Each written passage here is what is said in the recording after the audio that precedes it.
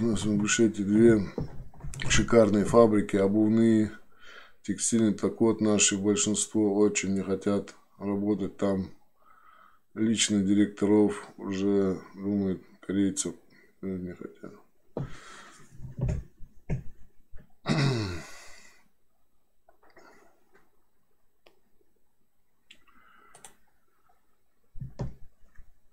Я думаю, к сожалению, в Ингушетии вот эта длительная и чуть ли не тотальная безработица, когда там под 60% людей безработные были, и в этих условиях выросло целое поколение уже десятилетиями, там, может быть, с 80 какого-то года там вот идет безработица такая в большом объеме. К сожалению, есть все такие признаки того, что там уже сформировалось такое в широком смысле тунеядство. И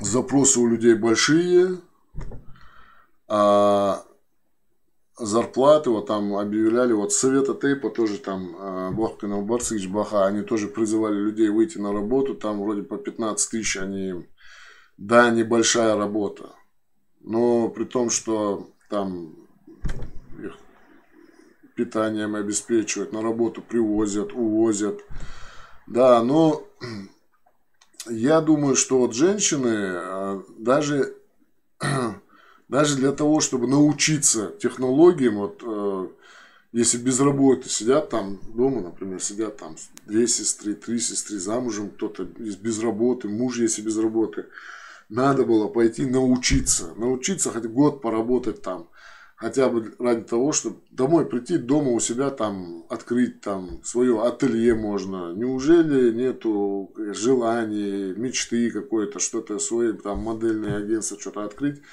А этого, пока ты своими руками с нуля не научишься что-то делать, ты никогда не станешь ни бизнесменом, не станешь, ни предпринимателем не станешь, ни мастером не станешь. Для меня сейчас, если бы вот такой пример был, в Слепцовске напротив редакции был магазинчик такой, стекляшка, и один парень, тоже беженец Грозного был, он вот так занавеской угол, он договорился в магазине, и занавеской угол отгородил, и поставил там зеркало, и подстригал, стал парикмахером. И к нему ребята очередь стояли.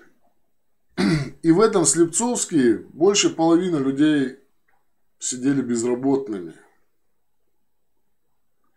И им впадлу, короче, было там парикмахерами быть. Может быть, в голову, но это тоже дать свои. Мы же крутые, тоже дать свои. Как-то у меня одноклассник был, он записывал аудиокассеты, а в воскресенье ходил на рынок, договорился там, в советское время еще было, там договорился, магнитофон включал и продавал кассеты на центральном рынке просто.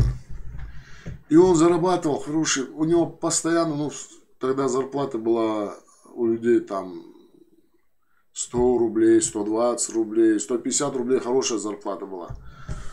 Мы когда были вот 8, 9, 10 класс, у него постоянно в кармане 600 рублей. Это были хорошие деньги, 1000 рублей. И он банковал постоянно, мы гуляли. И он продавал кассеты. И ему один раз так ехидно, короче, один сказал: Резван, базит латыш, кассеты жёг, я цахет он. Так, ехидно, ну, подколоть его решил. И тот ему ответил: Сун базит, кассеты жёг, эх, этот, сун цабариш мо, киса мох бел, алил, эх, это. И у нас есть там какие-то... Сюда приезжают на работу много людей, и вот из 10 человек, двое, как правило, реально приезжают с настроем работать, реалисты. Большая часть, они приезжают с какими-то фантазиями. Они считают, что если с Питера, с Москвы люди приезжают домой, там что-то, кто-то бывает там в новом костюме, там в туфлях, кто-то бывает на машине, там кто-то приедет, там кто-то бабушке там 1000 рублей даст, 5000 рублей даст, кто-то. У них, наверное, создается такое представление, что достаточно приехать в Москву и Питер, и здесь тебя на вокзале встречают, и сразу тебе машину, оркестр, деньги тебе в карман туда-сюда. И они, когда приезжают и понимают, что им надо здесь работать. Мне один раз приводил, наверное, уже этот пример. Это тоже лет 18 назад какой-то парень, неизвестно откуда появился, ингуш. Что Бог бабараз, я что ты умеешь? Ничего не умею. Ну, я говорю, подсобники тогда получали 15 тысяч в месяц зарплату. Я говорю, ну, подсобники 15 тысяч, если обвязывали, выходи, научишься что-нибудь, профессию научишься какую-нибудь, будешь сдельно работать. По сдельщину больше получаем. Ну, давай. Месяц поработал, в течение месяца я ему там какое-то количество аванса дал, или 3000, или 5000, я сейчас не помню. И когда месяц закрывал я работу ребятам в бригаде, я ему вместо 15 тысяч, и которые я ему аванс дал, я их не считал, короче. Ну, тогда возможность была, мы зарабатывали ему получше, чем сейчас. И я ему, ну, тогда начали телефоны вот сотовые появляться, они примерно там $500, 300-500 долларов так стоили телефоны. И я думаю, хегиш хугухеров здесь, колболчар, у кого телефоны туда-сюда, может, захочет. Я ему добавил еще 15 тысяч и даю ему 30 тысяч. Вместо 15, из которых я ему уже там несколько тысяч аванс дал. И он сам мист Батыя, он вот так их там посчитался недовольный, и мне сказал, Аллах Хусейн, это было где-то 2003 год где-то. А я в 2001 году приехал из Ингушетии, я в 2001 году в 3 или 4 ставках 1000 рублей получал с 7 утра до часу ночи. Мы там решачили в этой редакции. Прошло 2 года, ну деньги чуть подешевели, но не так уж. И он так посчитал и сказал, да Аллах Хусейн, с утра до вечера целый бята Бог бы, чье 30 тысяч азам цаудох дархам.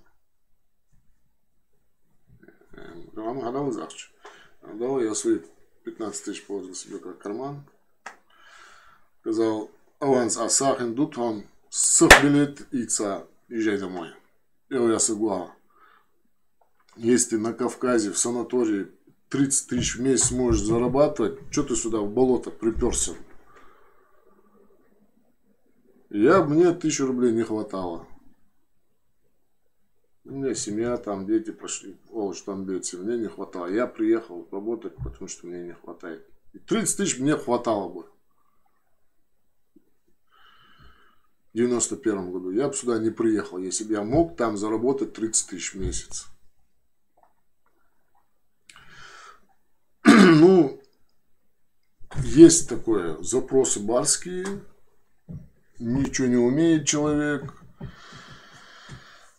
учиться не хочет, мастером стать не хочет, понимает, что это за 1 или за 2 дня не получится, и поэтому, ну, короче, трудолюбия, усердия нету, деловой среды нету. Вот это вот хаухокоз. Приезжают работать, работу бросают, накосячат, и начинают они все время искать вот это что-то чудище по имени Тема. Вот. Фудежуа. Тем лоха жуарсо окоз. Фудежуа. Бол арвян юхацана. А окоз тем яр окоз. Ахч обналички. Короче, ездишь, все хули туда. Что вообще людей здесь дебилами считают? Кто тебе придет, ахч обналичку? Кто тебе доверит деньги, ахч обналичку? Где твой?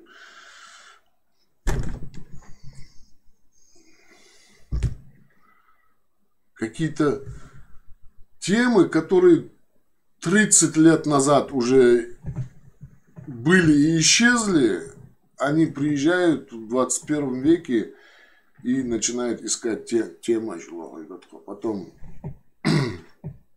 они кертатеха телефон хайок, жду телефон жет был, айфон чивила, все, спасайте, помогите, папа, мама. Короче, я думаю, что эта проблема, вот это тунеядство у нас есть. С этим надо бороться.